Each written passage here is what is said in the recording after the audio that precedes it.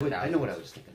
I think a lot of that had to do with um, back then. That was like around the Cold War time, so the military budget was a lot higher too. Hmm.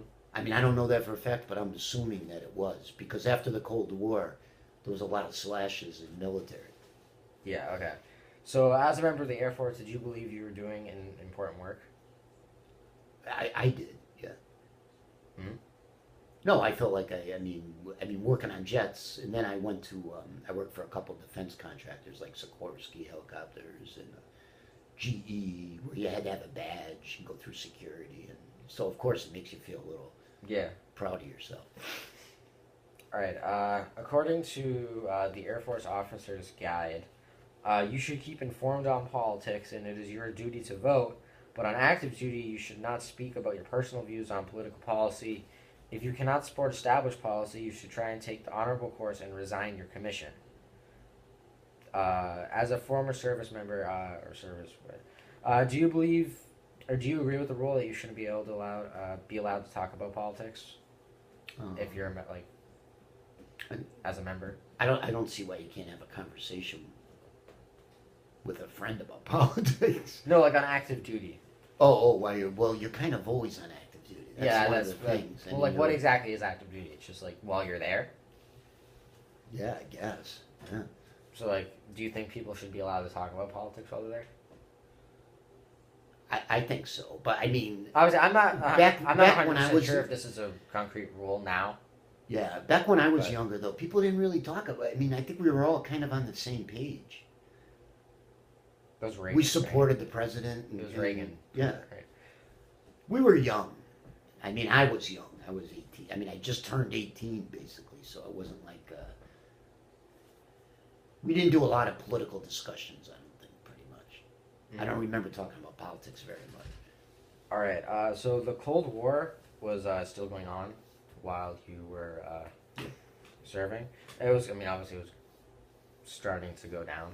Mhm. 1980s, it collapsed soon. So was there a lot of mention of the Soviet Union, Oh yeah, like in the military? Yeah. Were they Well, we were considered, always like, your biggest, skeptical like your of biggest that. enemy? yeah, they were the biggest enemy. Did your officers ever go like you got to be ready if the Soviets attack or like stuff like that? No, I think it was just implied. Like I mean, if like there you was were there ever- to like protect like, or they were that was like the military's like main Yeah. I guess thing at that time. Except for like again when we talk a few things in the Middle East, like the Libya. So, you said there was like it was starting like budget cuts were happening. Was Like I'm going back a long time, so I can't remember the exact thing. I can try. But I and know when I confirm was it, but when I was at GE, were which people was getting laid off? probably 5 years after I graduated from tech school. That's when it really started to hit. The Cold War was ending, and So layoffs like people were every getting 3 laid off a months. lot? Oh, lots of people. Yeah, You never. we probably lost. Did it ever affect you?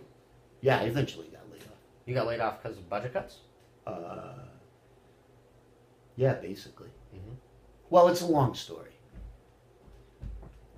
My thing had to do with, this has nothing to do with this, but they called us in and told us when I was working at GE because it was so bad, the layoffs, that they told us where we stood.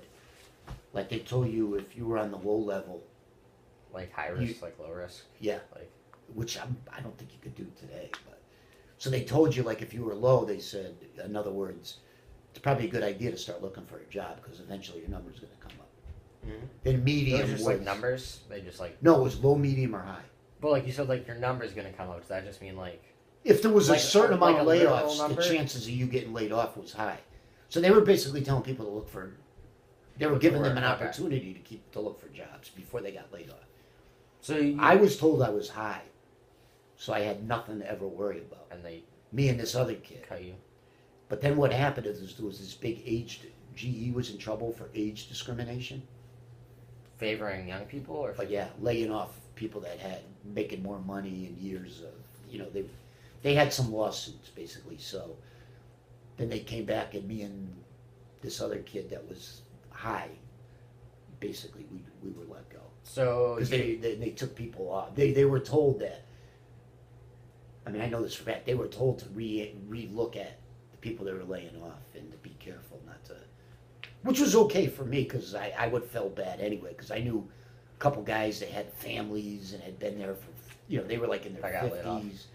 No, they didn't get laid off. They were saved. but Which you I was would've okay rather, with you would have rather because than I didn't like, have cut a you fa- without a family. Yeah, I didn't. Yeah. I really didn't care. Yeah. So you believe that could have been because Plus, of the budget cuts? to be honest with you, they gave me a bunch of money. I was going to college at night, so it was hard. So when they laid me off, I was almost glad because they gave me. First of all, they gave me 3 months. I don't even need that. They gave me 3 months to look for a job, but I was employed by GE still. So they were. So paying I you was for a getting couple paid months. every week. So what I So did they is, helped you out. huh? They helped you out pretty much. Oh yeah, because they had to. If you lay off more than 1,000 people, which they had done Yeah, well, you're on that one hit, company. yeah. So when they laid off 1,000 people, you have to. Back then, I don't know, but they had to help you out, I guess. So you believe that was in part due to them not getting enough money from the contracts from the Oh government? yeah, it definitely was. I mean, the military budget. We were focusing more on. Like my big project before I left was on it basically was taking a military jet, an A-10, taking the engine, which was a TF-34, and taking that engine and transfer it to a commercial. We were trying to get more into commercial stuff because Yeah, the military was yeah, going to yeah. get cut. So we ended up selling a military engine with some, fixes. Yeah. I mean, some work done to the engine and transferred it into a commercial engine for Canadair out of Montreal.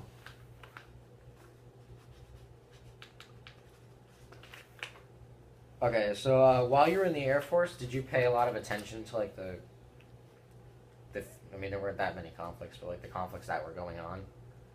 This was, I have an example of one here. In 1981, or 1981 in Libya, on August 19th, 1981, U.S. planes based on the carrier USS Nimitz shot down 2 Libyan jets over the Gulf of Sidra after one of the Libyan jets had fired a heat-seeking missile. The United States periodically held freedom of navigation exercises in the Gulf of Sidra, claimed by Libya as territorial waters, but considered international waters by the United States. Were conflicts like this one a big deal for people in the Air Force? I mean, we knew about it, but we also knew that. I mean, it was a small thing. We weren't going to be involved with it. Okay. I mean, there was a You were lot of. kinda I'll be honest. separated There's a from- lot of young kids that are 18 years old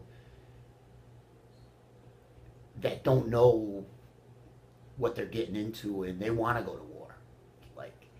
Yeah. I had a lot of friends that didn't mind going to war at all because they were 18 years old and they were gung Yeah, ho and I'm sure once they got there they would have been scared to death. Yeah, luckily. I mean, I wasn't afraid to go to war. There To be wasn't honest much. with you, now I mean I would never want to go. I mean, Do you feel like that that's was- why they get 18-year-old kids. You feel like because that's they're 'cause gung you're ho young. and they don't really know. Huh? You feel like you felt like that because you were young, you think? Yeah. All right. And I think back then a lot of people. Yeah, I'm not saying that people don't have pride in their country anymore, but I think back then it was There a was little more? different. Yeah.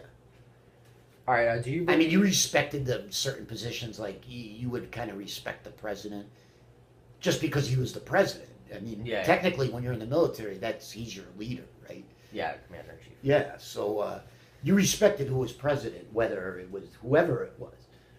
Now you can call the president whatever you want to call the president. I mean, back then, I don't remember it being like that as much. All right. People respected their country a little more, I think. All right. Do you believe your time in the Air Force overall helped you, in your life? Oh yeah. So you think the Well, it got me into my field. I mean, I had great jobs because of. I mean, I ended up getting lucky because. I should say lucky because I never got to be a jet engine mechanic or a mechanic, but yeah. that background got me my first really good job at Sikorsky. I mean, I ended up writing the manuals for the Army to work on the Black Hawk helicopter. So, if I didn't have that experience, Yeah. like when I was interviewed for that job, the guy told me he was interviewing me for a tech writing job, and I'm like, yeah, I don't have any experience doing this.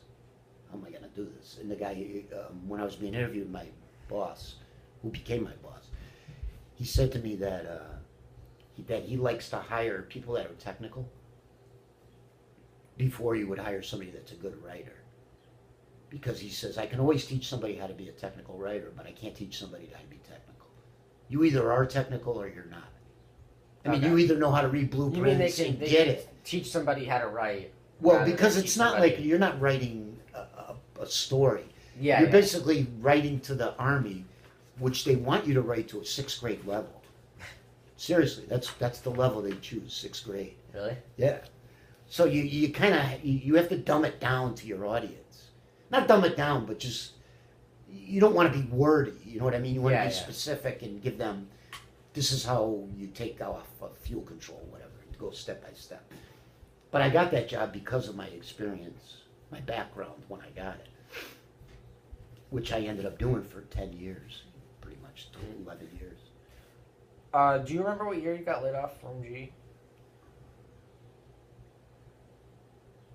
Like- I was like 28. Can you guess? See, I worked there 5 years. So it would have been like 90? Oh, wait, no. Wait, hang on a second. Yeah. 84, like 89? Like 89? Yeah. That's like, collapse of like Soviet Oh, Union. no. almost.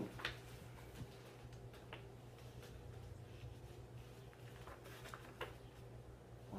It's fine if you don't remember the, like... No, you think I'm just trying to around- think because I had worked at around then? Sikorsky. No, wait. It's more like 10 years. Could it be 10?